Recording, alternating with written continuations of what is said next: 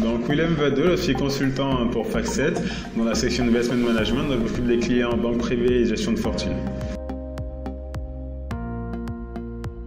La formation, je l'ai trouvée très intéressante.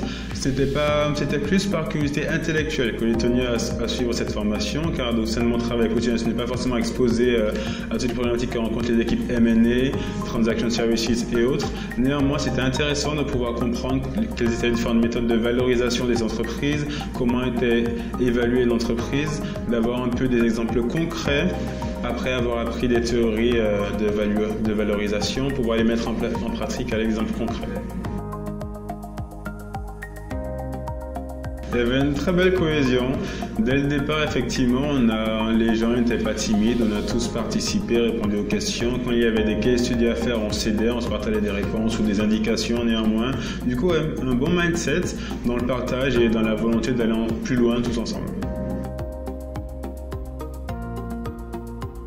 Eh bien, les formateurs, on voyait effectivement qu'ils étaient assez experts sur le sujet. Ça veut dire que chaque notion expliquée était suivie d'un exemple concret, d'une histoire qui pouvait nous permettre de comprendre la notion développée. Ça veut dire notion, histoire, application, étayée d'exemples concrets. C'était vraiment tout expert dans le domaine.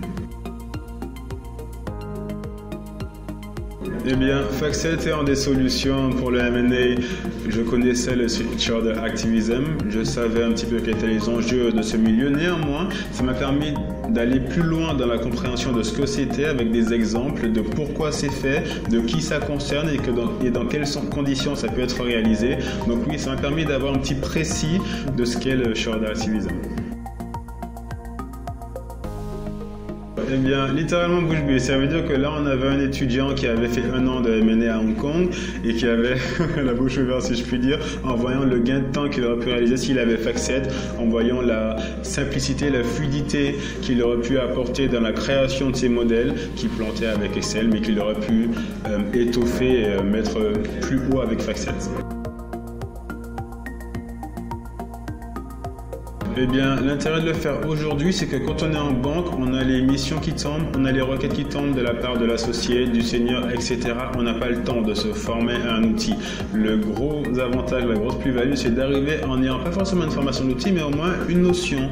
C'est-à-dire que sur YouTube, par exemple, il y a des vidéos qui montrent comment fonctionne FactSet, comment s'en servir, d'avoir une idée du type d'information qu'on peut avoir à l'aide de FactSet, de comment on peut l'intégrer dans Excel. Comme ça, quand on arrive et qu'on a les requêtes qui nous tombent dessus, on est prêt, on sait qu'on a un outil qu'on peut leverager pour pouvoir fournir le travail accompli et plus, ce qui fait la différence.